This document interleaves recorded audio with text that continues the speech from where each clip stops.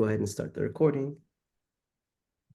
Let me first start by saying thank you so much for taking time out of your schedule. I know you're a busy person, and it's hard to take carve out time in the middle of the day for us to speak, but I really appreciate it.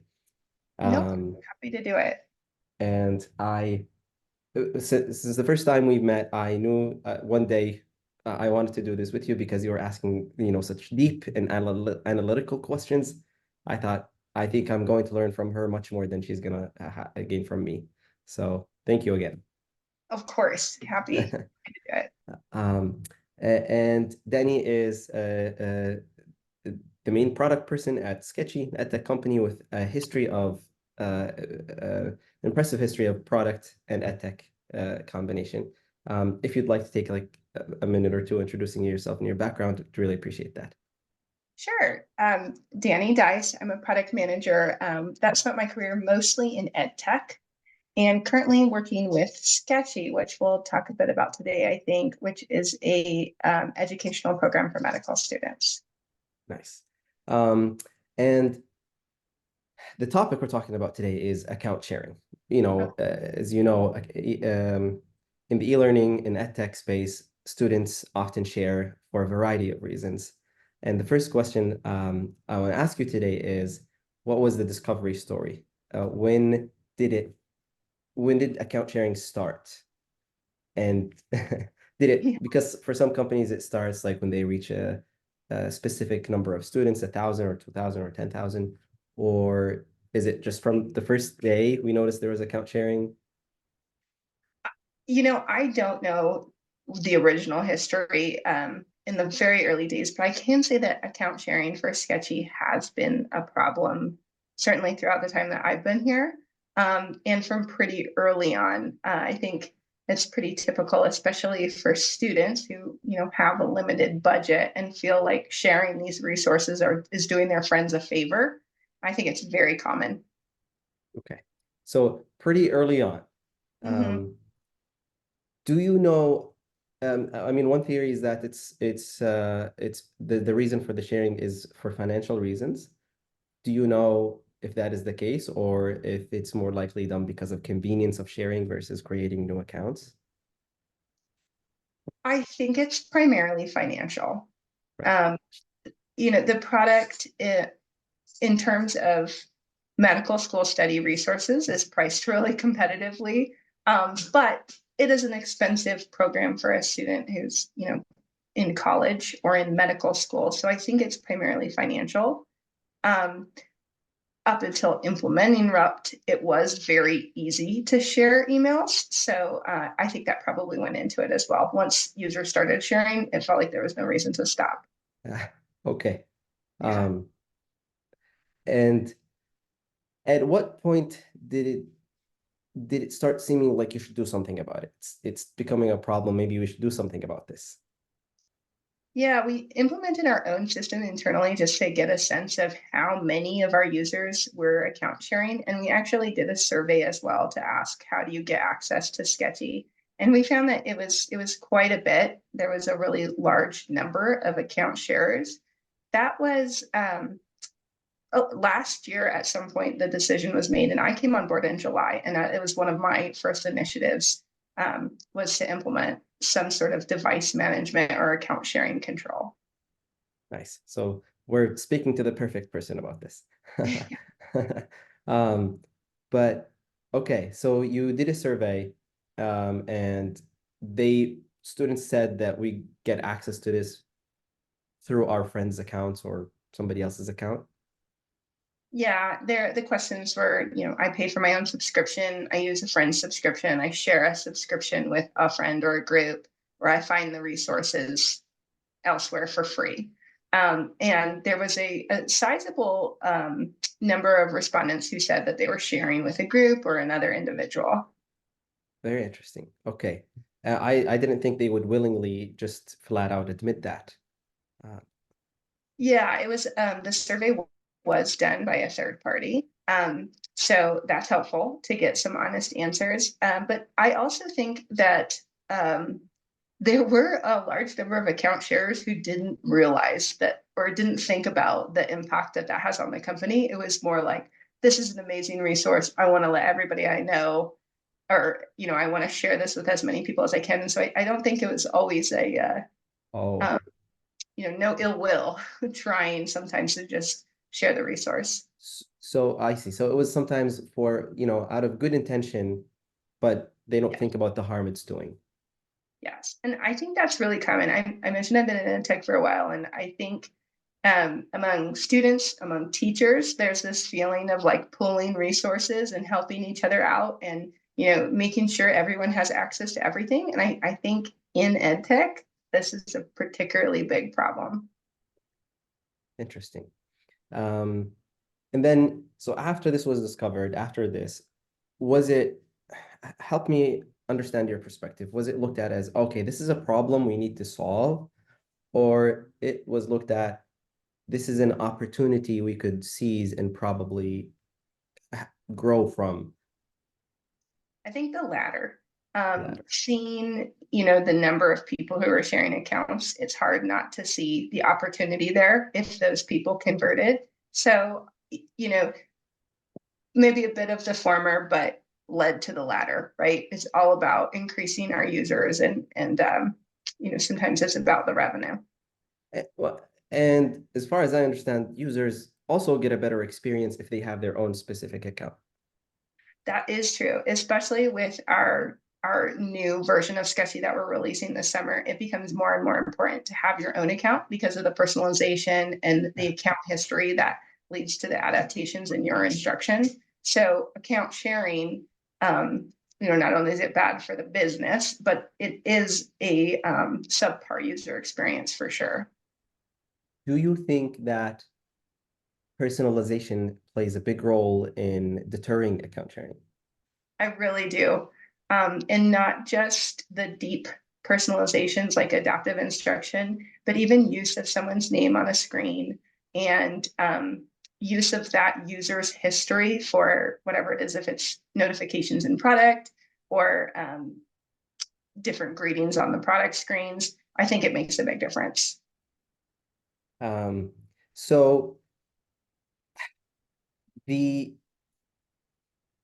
the next question is, after we said, okay, we discovered the problem or the opportunity, we want to address it, to create a better experience, to grow the company, to make sure it's sustainable so that these resources are available for the students in the long term, then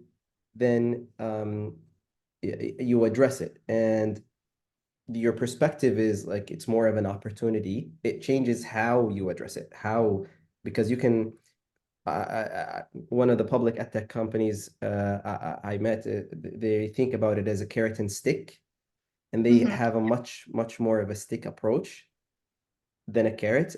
How did you approach, or how did you handle the account sharing? Uh, I would have loved to take a very heavy carrot approach and, really lean on for a better experience, for better personalization, and here have a discount to buy your own account. But we did take a bit of a stick approach because of the resources we had in the timeline we had to implement this thing. So, the stick approach is, and it's a soft stick, but authenticate, use two-factor authentication, use a valid email address. Let's prove that this is you. And then you were limiting devices pretty aggressively, 3 devices per user. So those are the two things that we rolled out with the Rupt implementation. the so this was the only approach that you had. Have you had any other approaches prior to that? Yeah, we You're willing to share, of course. Yeah, no, gladly. We did build a system using Fingerprint JS ourselves, where we would just notify the user that it looks like there was account sharing on, or it looked like there were more than one user on their account, and our policy is 1 account per user.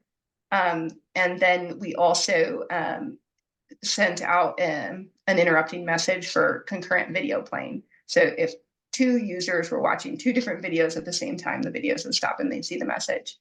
And so we took that really soft approach, and we found that people clicked out of those messages and continued on their merry way. And then if they were, for example, streaming 2 videos at the same time, like maybe 2 different tabs or 2 different, would they also be interrupted? they would still get Okay. the same message. So that was part of the reason why the interruptions were a soft touch, because it was difficult for us. Fingerprint JS is great, but it's not foolproof, and it wasn't quite enough for us to confidently say these are two different users, and it's not someone with maybe a video on their phone and a video on Mm, their monitor. mm. The so okay, so you've tried two approaches. You've tried the video, the in-app messaging, and then the uh, you know specific device limits, as well as two-factor authentication to verify the ownership. Then how effective has your handling of this been? Or Um, let me rephrase the question. The results, have you been able to measure significant results from them? since implementing Rupt or before we started working with Rupt? I'd love to hear both before and after. Yeah. I think before we were sort of just scratching the surface on what was possible to convert some of these users. Again, most of the people who saw these alerts just kept going and did not create their own accounts. Once we implemented Rupt, we did see some users convert. We hit a bit of a plateau. So we saw about 4% of the account sharers convert, which was fantastic. And recently we have hit sort of a plateau. So I am curious to see, did we get all the people that were willing to make a change? Is there something else we can do to prompt the others? And then also, it makes me want to spend time to dig in on those 2,800 so users who might still be sharing to better understand what that looks like. Yeah. It's interesting you mentioned there's a percentage. I think you and I exchanged quite a bit on Slack about you polling the data and conversions week over week to see maybe that was the reason. Mm-hmm. Um, Yeah. but yeah, we have we're lucky enough to partner with companies like yours, and we aggregate some data to see conversion rates. And I'll share with you and maybe with the listeners the reports on how conversion rates and what we see the companies that have high conversion rates do as opposed to companies that have lower conversion rates. But in Yeah. general, we've seen conversion rates go from about 4 or 5% to about 60%. So it is actually on the lower end, 4%. So it can go up pretty significantly on That's some great. specific, yeah. So there's more opportunities, what I'm saying, and I'm happy to share that with you and with the audience after the call. That would be great. Yeah.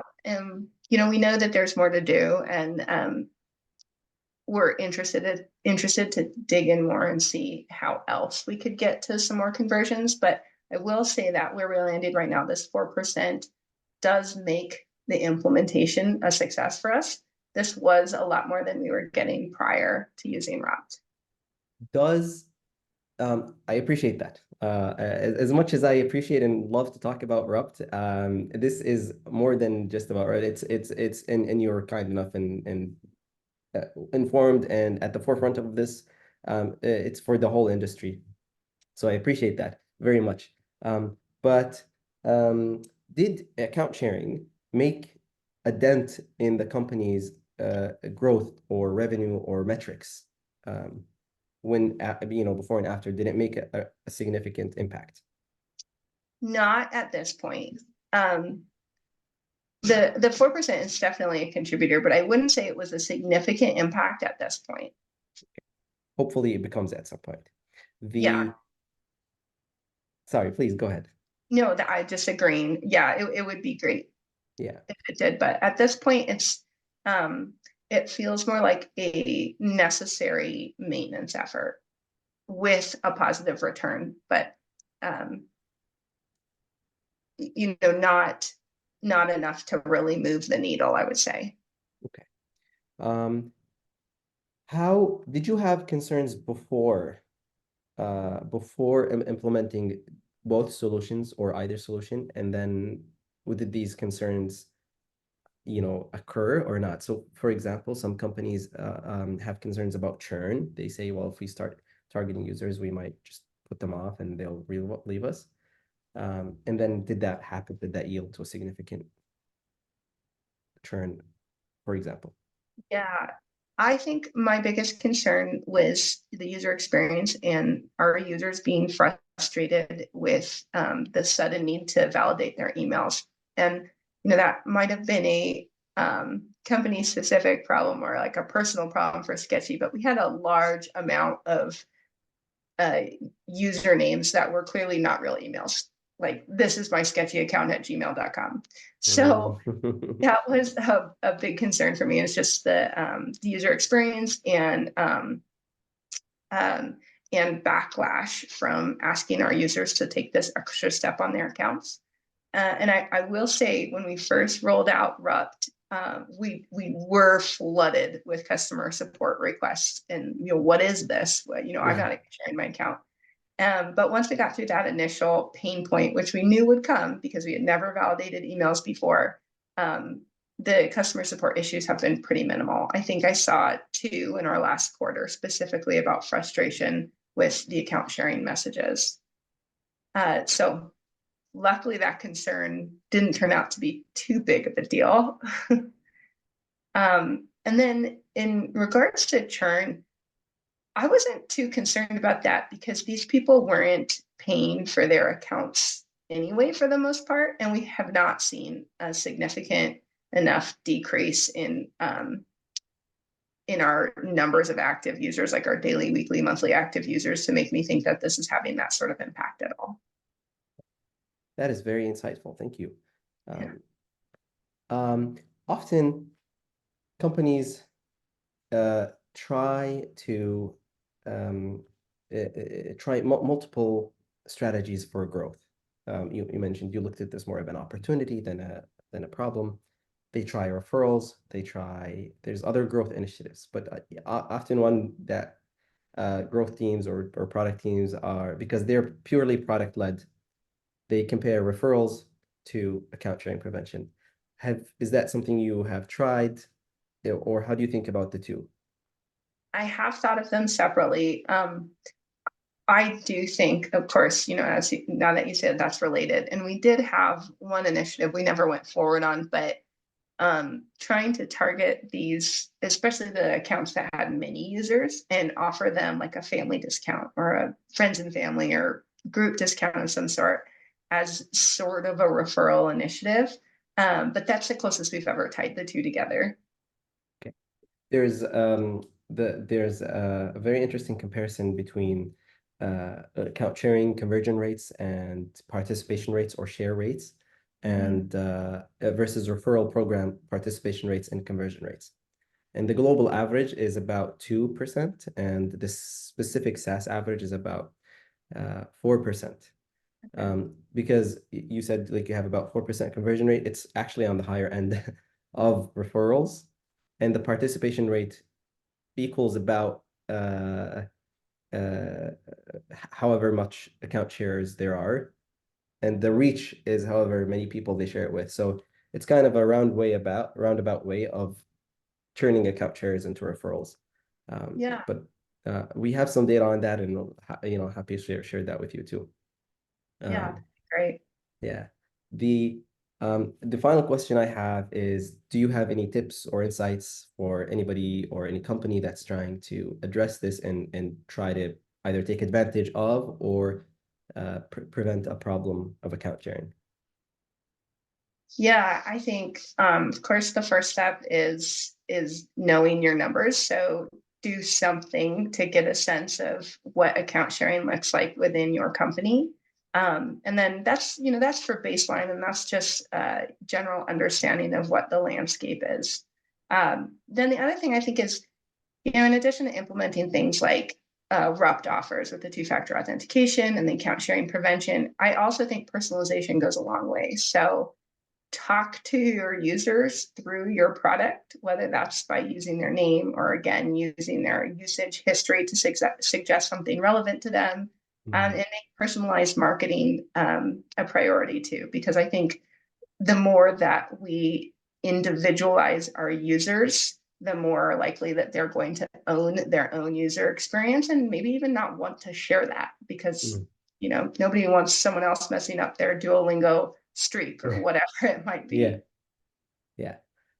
That's all the questions I had for you today. Thank you so much. Right. And I'm grateful for your time. I'm gonna go ahead and stop recording.